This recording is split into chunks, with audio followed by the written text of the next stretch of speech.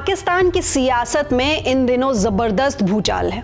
इमरान खान की गिरफ्तारी, फिर शहबाज शरीफ की नाकामी और अब एक ऐसा संकेत जो मुल्क की पूरी हुकूमत का नक्शा बदल सकता है। जी हाँ, खबरें तेज हैं कि राष्ट्रपति आसिफ अली जरदारी को जल्द ही पद से हटाया जा सकता है और उनकी जगह कौन? सेना प्रमुख फील्ड मार्शल आसिम मुनीर। पर यह महज बदलाव नहीं, एक सिस्टम शिफ्ट है। सूत्रों के मुताबिक पाकिस्तान की संसदीय प्रणाली को बदलकर राष्ट्रपति प्रणाली लागू करने की पूरी तैयारी चल रही है, यानी तख्ता पलट का नया खेल पूरी तरह से तैयार है।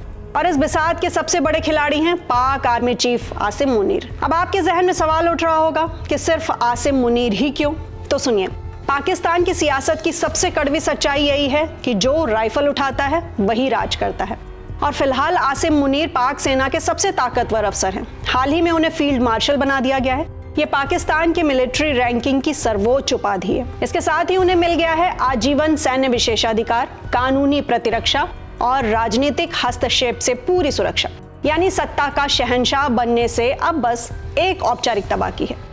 अब विरोध की राजनीति और डर, जरा सियासत की दूसरी तरफ नजर डालते हैं। पीएम शहबाज शरीफ और उनकी पार्टी पाकिस्तान मुस्लिम लीग इस पूरे खेल में विरोध में उतर आई है। उन्हें डर है कि अगर राष्ट्रपति प्रणाली लागू होती है तो न सिर्फ शहबाज शरीफ की प्रधानमंत्री कुर्सी जाएगी, बल्कि शरीफ परिवार की पूरी राजनीतिक प्रासंगिकता खतरे में पड़ जाएगी। अब बिलावल भुट्टो के लिए क्या शर्त रखी है जरदारी ने, ये भी सुनिए।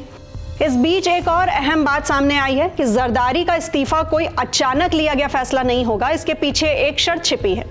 रिपोर्ट्स की माने तो जरदारी ने आर्मी को साफ साफ कहा है कि अगर मेरे बेटे बिलावल को कोई बड़ा पद दिया जाए जहां वो परिपक्व नेता की तरह उभरे, तभी मैं पद छोड़ूंगा। हालांकि खुद पीपीपी में बिलावल की भूमिका को लेकर मतभेद है, लेकिन अंदर खाने डील चल रही है।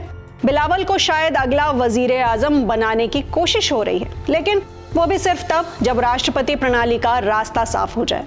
तो क्या संविधान बदलेगा अब फील्ड मार्शल मुनीर के इशारे पर?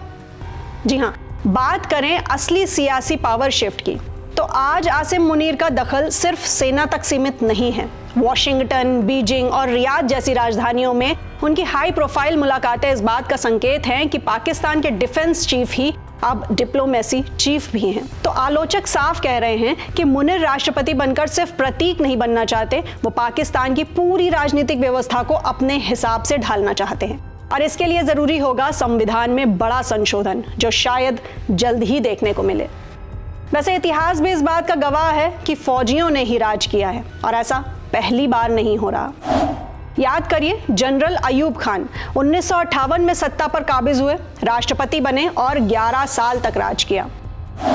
उसके बाद जनरल जियाउल हक 1977 में जुल्फिकार अली भुट्टो की सरकार गिराई, भुट्टो को फांसी दी गई और खुद राष्ट्रपति बनकर 1988 तक तानाशाह बने रहे।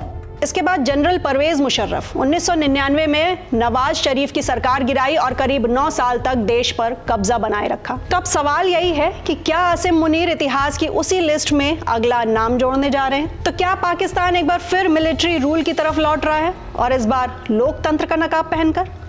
अब फैसला आपके हाथ में।